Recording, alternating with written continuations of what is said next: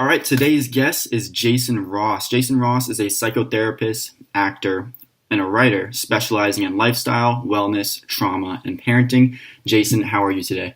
I'm doing great. How are you? Good, thank you. So, Jason, tell us a little bit about what you specialize in for parenting. What are some of the common pitfalls and mistakes that you see, and what should a good parent do? I think parents have to be prepared to do a few things, and they need a game plan going in. And, obviously we live in a world where we have single parents, we have split families, we have a divorce rate that is somewhere around 128%. I forget what the last statistic was. Right. It's pretty damn high. So what parents have to do is be prepared going in. So that means having a plan to learn to teach a child to be reasonable. If you ask parents what their job is as a parent, most will answer, well, I want my child to be happy, which is probably the worst setup that you can have. So for teaching parents what to do, the plan is to teach a child how to be resilient and flexible, that they can function in the world. And ultimately, a parent's job is to prepare the child to function without them. Because that's independence and maturity, right? That's what that's supposed to be the goal. And we have gotten far away from it. Yeah, no, it seems like the typical Oedipal mother or the Oedipal father, I guess, could work as well, but where it's too much support, not enough letting them go out and test themselves and kind of experience or try to grow on their own. That's right. The joke, the way I saw it happen actually was, I don't know, this is about 20-something years ago. As I was studying, getting my master's in school psych, what happened was there was some case in New York where a child had called Child Protective Services on the parent to show the parent where it's at. And it was not a deserved phone call either. The parents really were not in the wrong here. Right. So we saw that. So that started a trend. The second trend was they removed red marker from children's tests in school because they said it was hurting children's self-esteem. And then the third caveat was really the eighth place trophies, which we see so much of now because we want children never to have a bad feeling, never to be upset, which is probably the worst preparation they could ever have for the real world. Right, like we see a lot of participation trophies when it comes to sporting events. There's no, okay, you won, you lost. It's just you get a participation trophy. What do you think of that? Do you think we should do away with that? I think at a certain age, there's something appropriate, and at a very quick age, it's not. Again, if your 5 to 10-year-old is competing, what the hell are they competing for? Good, they should learn how to win. Yeah, it's important. But your 5 to 10-year-old is probably not going to be LeBron. That's the mentality that all these parents have. We have to teach them. We have to make them tough now. And the reality is, if you don't prep a child right sports-wise, you'll actually burn them out. That's why you see so many kids who are, potentially, successful, potentially scholarship players, and they burn out. They hate the sport, they hate their parents, and they hate themselves because they have no self-esteem. So you're saying that's because the parents are pushing them too hard to compete too much? I think so. I think there's an overgrown, there's this situation where you see 6, 7, and 8-year-olds on travel teams. Right. When you're 6, 7, and 8, you should be traveling to Disney World. Right. Not to a fake competition that's mined to make everybody feel like they won something. What did you do? So I think kids need to learn the value of competition. They need to learn the value of winning and losing, sure. Yeah. Because in life, that is ultimately how you're going to be judged in whatever you do. But you can also teach a child how to grow and how to compete and to understand what's really valuable. So, if you lose, that doesn't mean you're a loser. It means you lost whatever this competition was. And what are they shooting for? If you want your 10-year-old to be LeBron, it's probably not going to happen. I think that's super important. I don't like the whole participation trophy thing because I think it not only takes away, yes, it maybe saves some of the children from the pain of losing, but it also takes away the joy from winning because you're not keeping score anymore. You need both. It takes away. You can't have both. Yeah, you can't have happiness without sadness. It won't exist. So I think it's better just to let them lose, but kind of teach them, even though it's cliche, that it's not about winning. It's about how you play the game. So that way you're invited to play more games again, being a good loser as opposed to a sore loser. Correct. And I think it's also a developmental thing because when you have a child who's between 5 and 7, they haven't learned enough yet where winning and losing is important. Mm-hmm. So at that point, Okay. could participation be? I think it ought to be at that point. At 7, 8, 8 to 9, the game changes, literally, figuratively, and developmentally for a child. So there's these trophies for. So I've seen 5, 6, and 7-year-olds in like soccer leagues. Now, developmentally speaking, children don't understand soccer because if you throw a soccer ball out, all the children run to the ball. Technically, that's not how the sport works. Right. So to expect them to understand other things when they can't grab the concept, it's like, why are they there? They should be there to have fun. Absolutely, And that makes sense. And if they're there fulfilling their parents' dreams, make an appointment to my office because that's where you end up. Well, how do you feel about disciplining children? What is obviously each child is different, but what is too far and what is not too far? When is it appropriate and when is it not appropriate?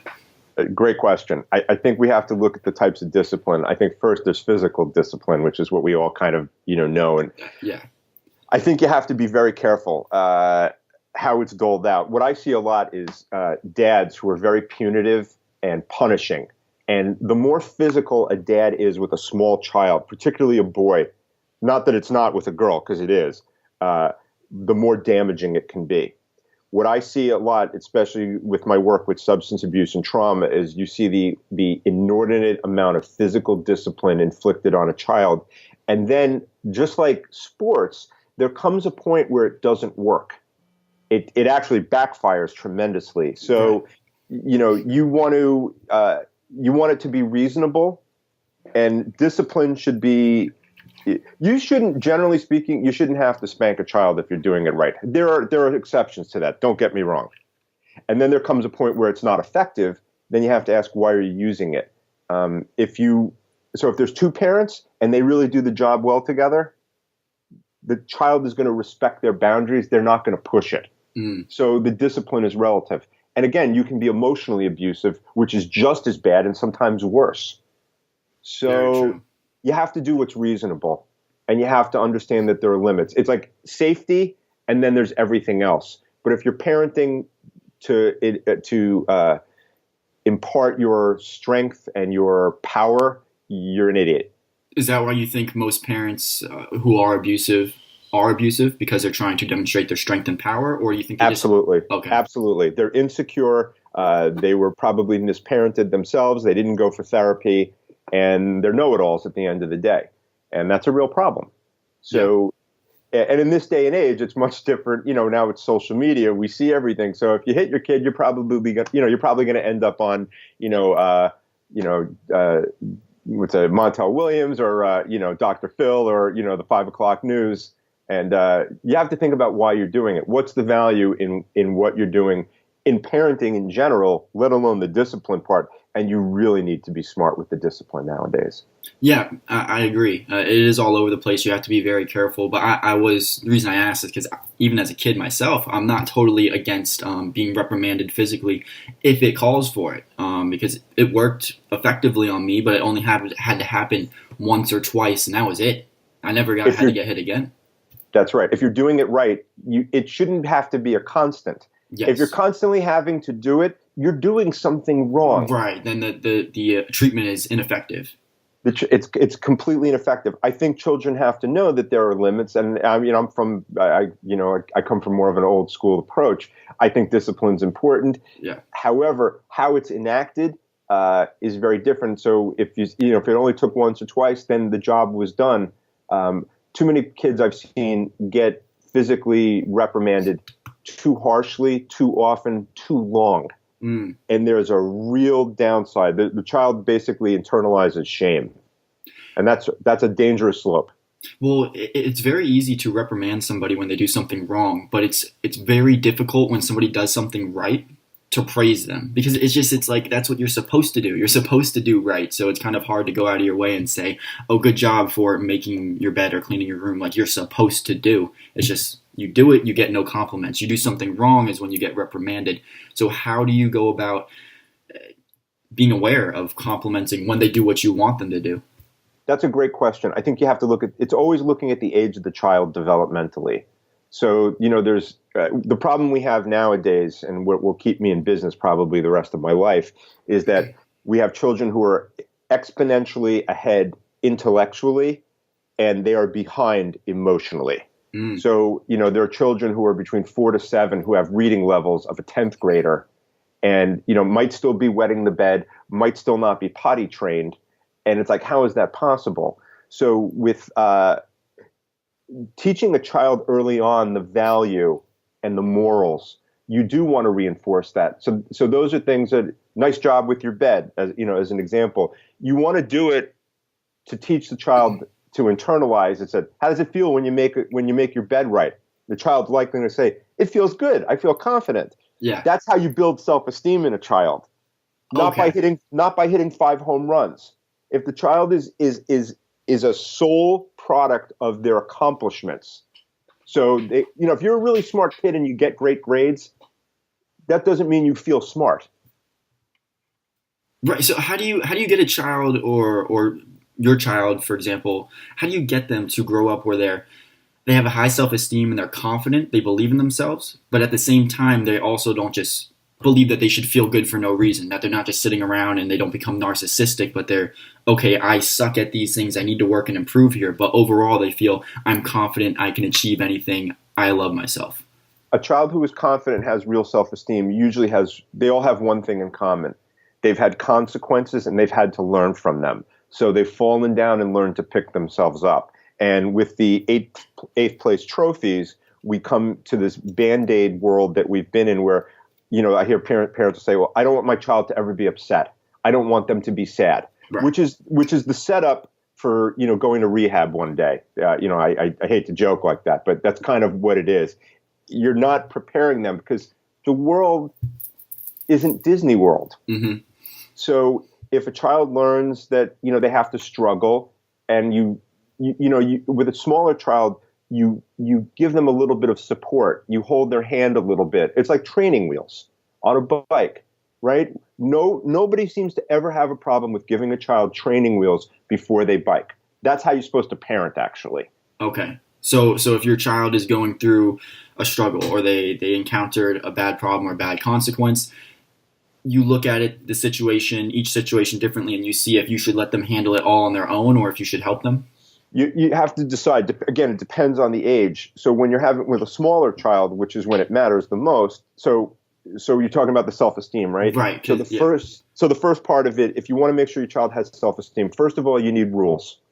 You need boundaries, and you need structure for the child. With that, also the flexibility that, if a family has 3 children, which is not, an inordinate thing nowadays, 2 to 3 was the 2.7 children, and a white picket fence is usually what it's right. So if we do that, the 3 children, well, Johnny and his sister Jill may be different temperament. Smart parent really understands the temperament of the child. Speaking personally, my sister and I probably slightly different temperament. I think my mother, for sure, and I come from a family of 2 psychoanalysts. Both my parents became psychoanalysts in the first 10 years of my life. Okay. So I have a unique exposure, and then I have the exposure of my mother's practice, which is largely parenting, which I've been watching for 20-something years on my own. I think that, taking the child's age and seeing how they feel, validate their feelings, and see if they can handle the situation on their own. If they can, you don't necessarily have to save them. It's like if a child can swim to the edge of the pool, you don't dive in. You wait. Right. You watch. They'll understand that your presence is there. They will also have some faith that you're going to be there. And at the same time, they're building skills. Ultimately, if a child builds skills and really has to work at it, it's almost impossible for them not to get self-esteem. There has to be something that goes against it completely. Well, what do you think accounts for the difference? And I feel like not every child, obviously personality is inherited to a pretty large significant degree.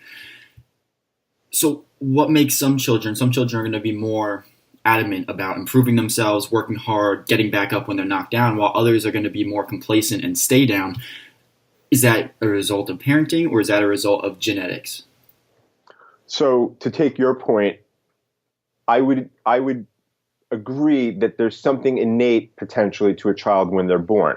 However, it can be tapped and it can be trained. Okay. So, there's like, there's the child that sits and just looks around, and then there's the child that runs into the wall all the time, and you wonder why he does that. Right.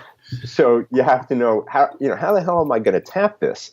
So personality technically is developed by about 6 or 7 years old. A parent who's really observant and mindful will see very early on some of the tendencies that a child has. So they may say, well, my child, is maybe more passive. My child is more aggressive. They have to balance it out. Ultimately, who's the coach? Sparky Anderson was the manager of the Tigers and the Reds. He was, I think, the big red machine of the 70s, where they won a couple of championships, Pete Rose and all that. And he had a great phrase. He said, managing is about, you got a player. Some players need a kick in the ass. Some players need a pat on the back. Being a manager is knowing which one's which. Ah, okay. Okay. So both will build self-esteem. You just have to apply the right one to the right individual. In essence. So if your kid needs a little bit more of a kick in the butt, you have to, and again, it has to be tempered appropriately. Mm-hmm. And if your child needs the pat on the back, you need to know it. And again, if we want to make sure the child understands that they can't always have what they want. If you teach the child to be reasonable, and so what we see generally nowadays is children don't have frustration tolerance. They can't sit still. They always have to be entertained. And if you don't deal with that from an early age, you're in trouble. Period. Now, how do you deal with that? What's something practical parents can do? So if a child is always trying to make the child comfortable, they're never going to learn how to deal with discomfort, right? That's what we all deal with. So I want to watch this. I want to watch that. Okay, well, those aren't options right now. Do you have crayons? Yeah, I have crayons. Well, I don't want to do that. Okay, well, that's your option. Right. So not giving them a buffet, but limits. So they learn that the world isn't going to make up for when they have a bad feeling. It can be that simple. If a parent says no to something, they have to hold on to it.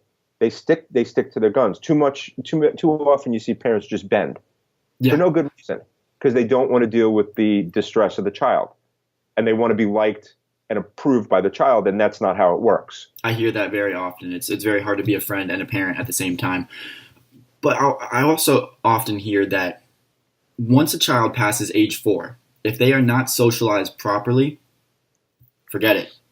They are a lost cause. They are going to end up becoming antisocial, because if they're not socialized before age 4, what happens is the other age groups go up, and they're on a different level of socialization, and then the younger ones are behind, and no one wants to hang out with them because of that, and that just continues to go up throughout life and just multiply. I'm going to suggest, on the large front, I wouldn't agree with that. Okay. I think because, again, socialization is a relative term too. So if a child is in school, that's socialization. Now, I think you have to develop your child to be flexible, that they can socialize. Right, to behave properly. That's what I mean. Not necessarily they're put out there, but teaching them how to interact, how to socialize within the world by age 4. Otherwise, if you don't teach them by age 4, it's kind of hard. I'll put it to age 6 or 7. So as personalities, and so on that regard, then it's more accurate. If personality is formed around 6 or 7, if you don't teach child those rules, you've taken the greater part of one piece of their developmental years, their most formative one piece of it, and you haven't taught them that. It would be the akin of not teaching them toilet training. Mm. So, it boils down to, does somebody believe in stages of development? And if you don't, I mean, good luck. I mean, that's how I kind of look at it. Everybody wants to deny development all of a sudden. Big theory is attachment parenting, which I don't agree with at all. This is where you see breastfeeding to a late age. Children don't need that. They need to actually individuate and grow. So I think, for a child, if they're not learning rules, well, you're innately teaching them not to socialize. You're actually teaching them that the rules don't apply at all. And that's a pretty antisocial message, that the world's going to make up for your, inadequacies, and that you're having a temper tantrum. Right. That's a good point. No, because I hear a lot of from other psychologists that I listen to, that some of their patients, and it's not necessarily that they had good parents that were overbearing. It's more of like they just didn't have parents at all, or they were abused. And that, is very just hard. It's almost like they're a lost cause. But I Well, just didn't know that's true. I just wanted to get your opinion. yeah, well. If you're not parenting in an appropriate fashion, you're teaching at best you're teaching a skewed set of values and rules. Mm-hmm. But if you teach the child that the bottom line of it is you either teach a child that other people's feelings matter or you do not. And that is usually the difference between sociopath and not sociopath. Mm-hmm. I use that as a general term. Right. There's an old joke my friend used to say. He goes, what's the best part about being a sociopath? Never having to say you're sorry. So, but in reality, if we look at people who have sociopathic antisocial tendencies, what do we say the same thing about? They don't care about anybody's feelings. Mm-hmm. And you have to teach a child that. And you want to start it like birth. Right. So does that kind of correlate to empathy, or is that different circuits? That is empathy. That is empathy, because I've read mixed reports on it where empathy is partly by nurture, by how they're brought up, but also partly by nature. Genetics can play a large role in how much empathy someone has. A good argument could say that there is some genetic component, but I would put it more to the parenting, because the moment you come out of the womb, how you connect with the primary caregiver, which is usually mom. The eye contact. One of the problems we're having in the world is because of, these damn things, these cell phones and these smart devices, we're not making as much eye contact. Well, that's where you make the empathy unless you do it through touch. Because somebody's argument for that's always, well, how do blind people do it? You just want to smack that person because they're always looking to ambush to come up with the problem. They do it through touch. They do it through sensation, because that's also a form of empathy. It's warmth. It's care. The difference between getting, knocked across the face and, a soft touch. Mm-hmm. So there's truth to that, but it's definitely empathy and understanding that, somebody else matters. That's empathy.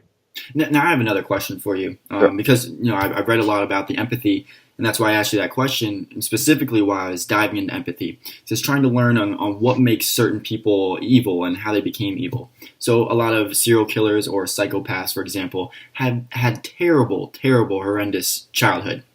But not everyone who has that same horrendous childhood ends up like a psychopath. It's not like a guarantee, like if you're abused and Correct. molested and tortured, that you are going to be a murderer. But it does increase the likelihood, though. And I want to know, why are some people able to overcome that and it's not a negative bearing on their life, while other people end up becoming these psychopaths? What is to account for that? Is it the genetics and the personality that they are born with that allows them to perceive their reality differently? Like, what allows some to overcome and some not to? That's what everybody wonders about. I think it's a couple of things. So if you start to learn that other people's feelings matter, your odds for sociopathy are low. If at an early age, let's say you're really physically abused, Mm-hmm. well, you understand that it's okay to abuse people, and then you may get to the point where you only want to protect your own feelings at any cost. Well, we know how that's going to work out. Right. If somebody, so lots of people come from absolutely abhorrent circumstances, never will harm anybody, because somehow they learned empathy, and maybe somebody gave them compassion, which is, an offshoot of it, where they still learn the morals and the values. It wasn't okay. And, in reverse, we have a couple of situations where we end up with a serial killer who comes from what we appear to be a perfect background. Well, the argument there is that, well, they were so damn privileged that they never had to think of anybody. So it's all about them. And again, there's usually some event maybe that teaches them that we don't know about, that, the disconnect happens. You could come out of the womb with that disconnect. You could. I believe that. Not the norm, but you could. And however, the opposite, not the opposite, what I would say is more prevalent is that you learn something very quickly that disconnects. And when you don't have any care or concern, then you're feeding the narcissistic id tendencies to a degree which is, off the chain. So it sounds like you believe somewhat, to a degree, maybe to a smaller degree, that we're not just coming out of the womb completely free, where we can be molded into anything. There are a little bit of preset tendencies in us, but they can be molded to quite a degree. Um, Much greater degree. a much greater degree. By how much greater? So let's say somebody comes out and their natural personality or tendency is to be introverted. Obviously, you can train to act like an extrovert and socialize in the world like an extrovert, but will that feeling of inside of you enjoy being by yourself more than you enjoy going to a party, can that ever change? It may not. That's harder to determine. That goes to life experience. Okay. Speaking for myself, I tended to be a more shy child. I was usually younger than my peers.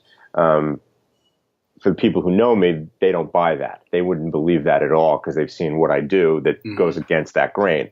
Do I like being by myself? Sure. Do I like being in front of a couple of thousand people? You're damn right. So it's a balance of the two. And there's no defining factor. I don't think you can change personality, but I think the ability to, if you come out of the womb a certain way, I think mostly you can tap it. Yes, I believe that as well. It has, I'd go like 95%. You're going to tap what's there anyway, and the child's experiences are going to mold the personality more than anything. So now let's talk about addiction and what role that plays in parenting and how people become addicted, and why are some people who drink alcohol, why do they become alcoholics, whereas others, no problem? Sure. The big loaded question, right? So the ultimate that'd be a program all on its own. I think for someone who comes up, let's say, through a traumatic experience or has an experience, and when I say traumatic, it's something that they either keep a secret, they can't talk about, they're afraid to talk about, they're in fear for their life. It has hurt them personally, self-esteem. So what are you going to do with that? At some point, you feel like your nerve endings are almost deadened, or they're pain. So how do you get rid of the fear and the pain? Likely you're going to take to a substance. Now, sometimes it comes out a healthier way. You might, get into a sport and that becomes an addiction. Food is really the original drug for most people. So, that's why we have, still even at this point in an advanced society, we still have large numbers of obesity. Our obesity rates rise along with weight, diabetes, even though these are controllable. So most people, it's also, to me, it's like what you go into and the mindset. So some people, they look at, someone might want to say, man, I want to go for a run. So like you have a young kid who's like, I love playing sports. I love going for a run. And there's another kid who's really depressed and angry. And he's like, I want to drink. Because they hear somewhere that might be the cure, Okay. False, but that's what and so they tell themselves the story that this is a great idea. And for some people, you'll hear them talk about it where they say, when that drink hit my lips the first time, I knew I had found it. And boom, you're off to the races. That's what I've always wondered, though, is why, because when I'm hurt or when I'm in pain, the same way I'm looking for something like, how can I get rid of this? But to me, it was always just exercise. Now, I didn't think it through. I didn't sit there and say, okay, exercising is going to be better than going and just drinking a bunch of alcohol. Maybe I knew that subconsciously, but it was just like a tendency, just a desire, just said, okay, well, this feels good. So why? It's also a coping strategy. It's a coping strategy. So I would always wonder, okay, well, I kind of in a way almost got lucky that was my coping strategy. Very beneficial. But why do some people maybe have a negative coping strategy where it's the opposite to drug abuse? That's great. I'm with you on that. It may be because it was modeled for them. Okay. So whatever the factor. So I grew up in a household. So my parents became therapists. My dad had come from a health and fitness background, and my mother followed suit. So I used to see my parents exercise and eat healthy food. They modeled that. They never said to me, go exercise. Like it was a given that it was going to happen. This is just what you do. I can't even think of more than one time I saw my father have a drink. Like, and I'm Jewish, right? So I grew up in a household where there's a ceremonial aspect to having, wine. Right. So on a holiday, you would have it. Outside of it, I never saw it. And I think I remember the time my father wanted to see me actually have a drink, and how funny that was that he wanted me to experience it. And I was grossed out by it anyway. So I had such a trove behind me to cull from that you just don't this isn't the way you cope. That makes a lot of sense. Yeah. Yeah. So the modeling for me was massive. If it hadn't been that way, I have to wonder, what would it have been? Now, granted, I got into sports early, into other things. So I had things that gave me enough value. And again, also, this is what is missed. You're taught about gratitude early on. Mm-hmm. Or you're not.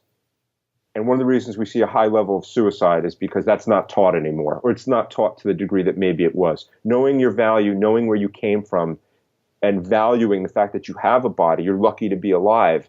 But if you don't feel lucky, well, what are you going to do? And that's why we see so many people, they just don't value their selves as a person. They're just a human to connect to other humans. And suicide is also what happens when people are really disconnected.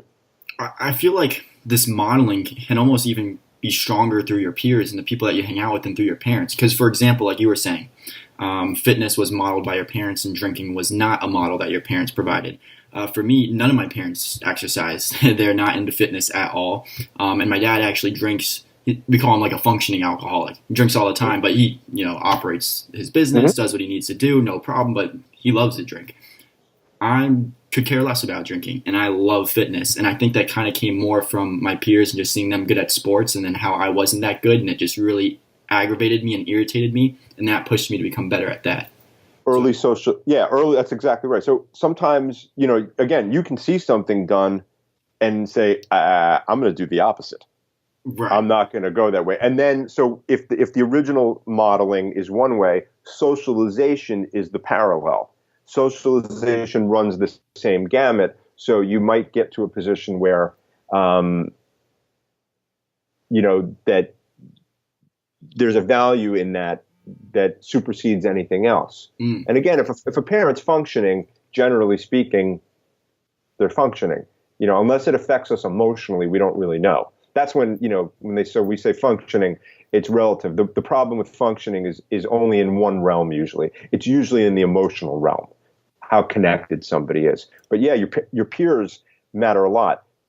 What puts you in that position is what you do at home. And again, you could have some things modeled, but again, you might not have, it might not be sports, it might not be health, it may just be values and morals, but that's modeled too, and connection. So when you get to see other kids, your socialization kicks in and it's like, I want to compete versus, it's like, the kids who used to get high and drink, and then there's the athletes. At that point, you knew who you wanted to be. I agree. And that's the problem is, a lot of kids are burned out at that point, and they're suffering because they've never had enough consequence to make them value their lives. That's why we have one of the reasons we have such a high, drug epidemic, especially here in South Florida. So what do you recommend to somebody who is addicted to drugs? What's your treatment? How do you change their mindset and get them off? Yeah, I think that's the hardest thing. They have to come that they've hit their bottom, whatever their bottom is. They have to decide, I've had enough of this. I want to get better. You also have to come to the point that you stop believing your own BS. Mm-hmm. So just to give you an example, this is slightly funny, but not obviously due to the nature of it. But I get a lot of calls for, 15 to 25-year-old males. So dude, like, yourself maybe. Right. And they're getting high, they're screwing up. And the parents say, we want to bring our son into you. And I find out what's going on in the situation. And then I say to them, let me see if I got this straight. You told your son not to do drugs. And now he didn't listen. And now what you want to do is you want to bring him to me because you think he's going to listen to me because I might be a little bit younger than you.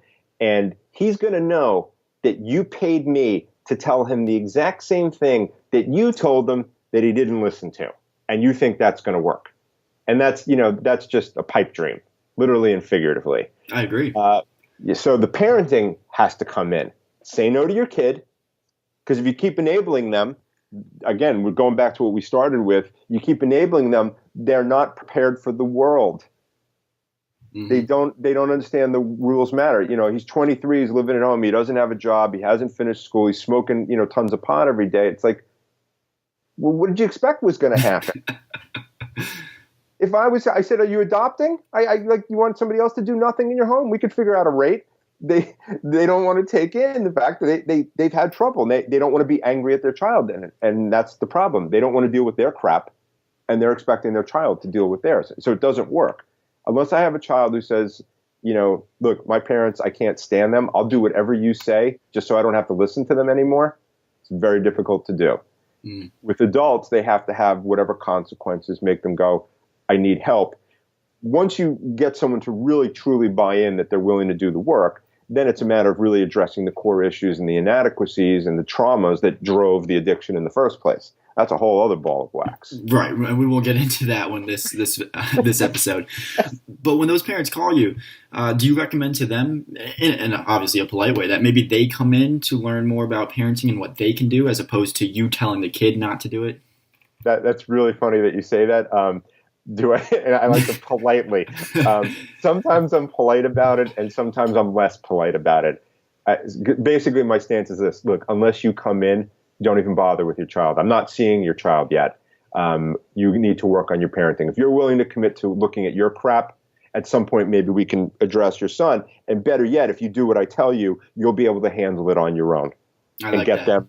Yeah, that's how I have to do it. And again, I try to lace it with humor where I can. Very difficult. Very difficult. And some days I'm not as good at it as I'd like to be. But I get my message across, and I'm honest about it, and they can at least appreciate that. So when did you know you wanted to do this, become a psychotherapist, and what was the process?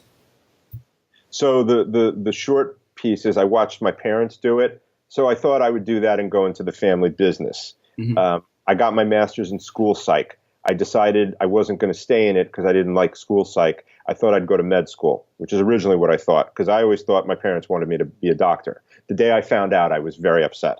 They did not. I was like, why didn't anybody tell me? I've been worried about this, making myself nuts. What do you mean you don't want me to? Why? I couldn't get the memo. So I fell by accident into the personal training business. And when I was making a major change in my life, which was, difficult, I got the chance to mentor somebody on a dissertation, which happened to be about substance abuse and chronic mental health. It was actually a student of my mother's. My father started two institutes, one in 1978 and then another one in 1980-81, psychoanalytic institutes. One was in the Caribbean and one was in Rockland County, New York. Mm-hmm. So one of the students of the out-of-state, out-of-country one, his dissertation was presented to me at this odd time. And I had no background in substance abuse, mental health. I didn't know from it. I knew, parenting, psychoanalysis, family therapy, big whoop. That's what I knew. And I started working on this dissertation, and it opened up this door of stuff that I really found fascinating. The paper had so much information I'd never been exposed to. And what basically happened was, at that point, I decided to move to Florida. And what happened basically was the hurricanes hit in 2004, and I called this gentleman after I helped him with his dissertation, and I said, I'm moving down. And he said to me, if you're moving down here, give me a call when you get here. Maybe we can work together. When I was trying to make a transition and kind of, I admit, lost in terms of where I was going. My identity had really kind of blown apart. And I sat down with him. We started to work together. About 3 months in, he turns to me and he says, so what do you want to do when you grow up? Now I'm 35. I'm 35 with multiple degrees. And I said to him, I think I want to finally become a therapist. He said, okay. He goes, we're going to get you into a psych hospital and we're going to get you some experience with chronic mental health, which you don't have, which was the best assessment of me and an honest one. And he was correct. And it was the most important thing I think that ever happened professionally, because it threw me into the lion's den in a way I never would have understood. And for the next 9 months, I trained there, and I went back after I got licensed. So I morphed from being what I just thought would be family therapy into becoming a specialist with substance abuse and trauma. Mm. The parenting came with it because I've kind of known that for years. But that's the quick version, if that's quick. Yeah, no, that's good. What do you think about getting into the field of psychology in the future for somebody like my age? Because I am very interested in psychology, philosophy. I'm about to graduate, going into my senior year for a business degree, which I don't really like business that much. I like it for the fact of maybe taking something that I like psychology, and being able to make that into a business for myself. But would you recommend going to medical school for psychology, or or getting your doctor's degree, or would you recommend a different path, or how do you find out what is the right path? I think you have to get some practice under your belt. So if it was someone who, so there's you can get a master's and get a license as like a licensed psychotherapist, licensed mental health counselor, like I've got. You can get your doctorate, become a psychologist. That also gets you licensed. You can go to med school and become a psychiatrist. If you really want to work with people, it's a great field. There's lots of ways to do it. There's mental health counseling, social work, marriage and family therapy, clinical psych, developmental, school psych. There's addictions. There's all forms of psychiatry. If you really want to work with people and that's what drives you, then it's great. If it's not, you have to think twice about what you're taking on. I happen to, there's a nice upside to what I do, and there's a tremendous painful downside because you watch a lot of physical, emotional pain. You watch people, unfortunately, die from their addictions, accidents. There's a lot of, bad stuff. You see families decimated. My suggestion is, to one thing I would recommend is that somebody really does some time working in a community mental health facility. And you can do that without a master's, or do you need a master's to do that first? You do not need a master's. You only need probably a bachelor's. Because there's different levels of work. Because it's not doing therapy, it's doing crisis management. Okay. That's what, that's people. So when I got thrown in, I happened to have my master's, and I was pre-licensed, but I was like one of the only two in my position. I think there was one psychologist doing her residency or internship. Everybody else was, bachelor's level or not. But they want to work with people. And it's interesting work. It's very valuable and rewarding work, painful at times. But you never walk out of there thinking you didn't do something really productive. It's hard to walk out of that and not feel better about yourself on multiple levels.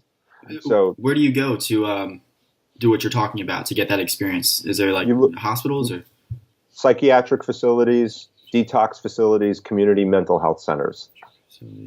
So in a place like Palm Beach County, there's JFK has a unit. Columbia, or JFK North, I think it's called now, has a unit. South County Mental Health Center, which is in Delray, which is where I went. So there's multiple opportunities. Somebody's got to really think, my advice to people is always figure yourself out, and then you'll figure out where you have to be. And I think that's what definitely happened to me. Right. I had a particular set of skills, and this is where it really fit. I'm not a business guy. I try to learn everything I can, but I had to know who I am. That's the same way I am. I like to understand business for the practicality reasons for myself, but as far as just running a business and numbers, I don't find inventory management and forecasting all that interesting. Now, I do know that I like studying psychology and learning about these things, but I think this experience would be very helpful, and helpful for anyone else who's in the same predicament to understand if they want to work with people or just study the material. It's an invaluable learning experience no matter what you do. I'd go almost as far as life-changing. Mm. After you've done that, it's your perspective on the world. If it needs to change, it'll change. Because you see the worst. Again, if you have a lot of gratitude, you're in a good position going in. If you don't, you're probably going to have it develop very quickly. And if not, I'd be more concerned. Now, what about the master and schooling? Is it easy to get funding, or is it very expensive, and do you end up accruing a lot of debt in the process?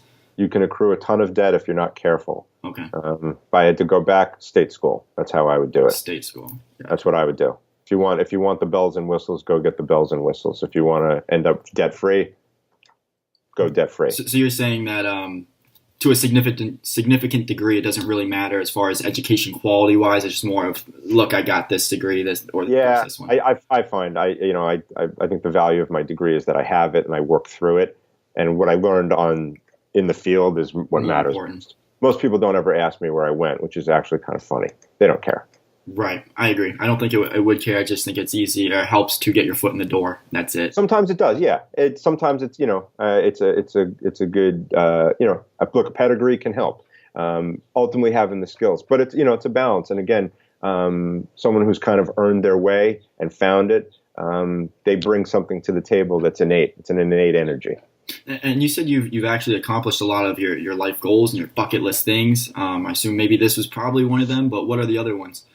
This was less bucket than accidental. So basically, I played in a Beatles tribute for 5 years, playing George Harrison, which was my biggest one. After a lot of failure, I hit the mark. And last year, I completed the Upright Citizens Brigade sketch comedy program in New York City, which I had wanted to do for 14 years.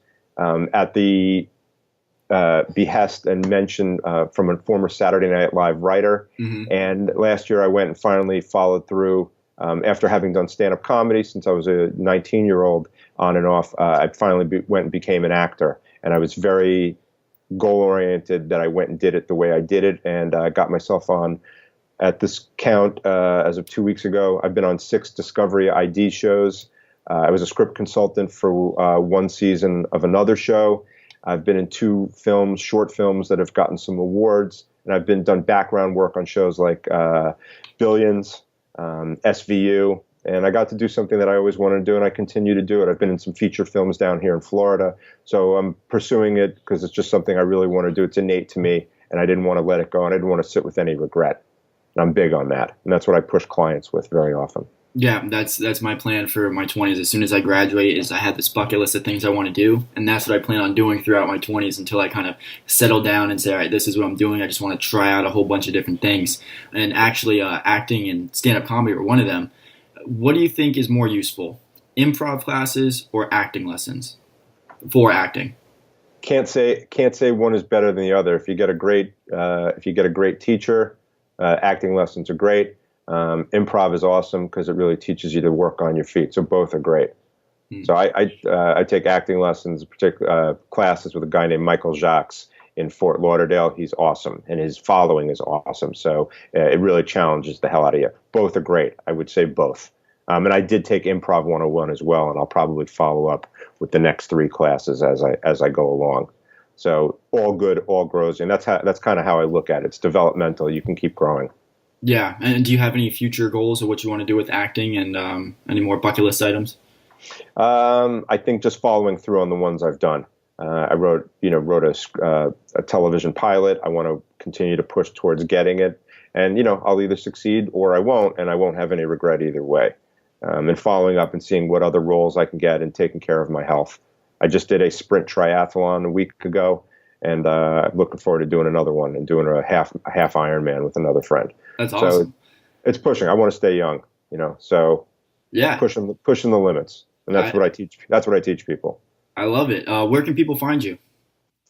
JasonEricRoss.com, and if you go on any social media, my full name, Jason Eric Ross, or at Jason Eric Ross, pretty much on Twitter, Instagram, Facebook, on YouTube. If you type in my name, my full name, you'll get it. All right, I'll also put your website down below in the description. It's JasonEricRoss.com. Yes. Perfect. All right, Jason, thank you so much for being a guest and for sharing all your information today. Loved having you. Yep. Same here. Thanks for all the great questions.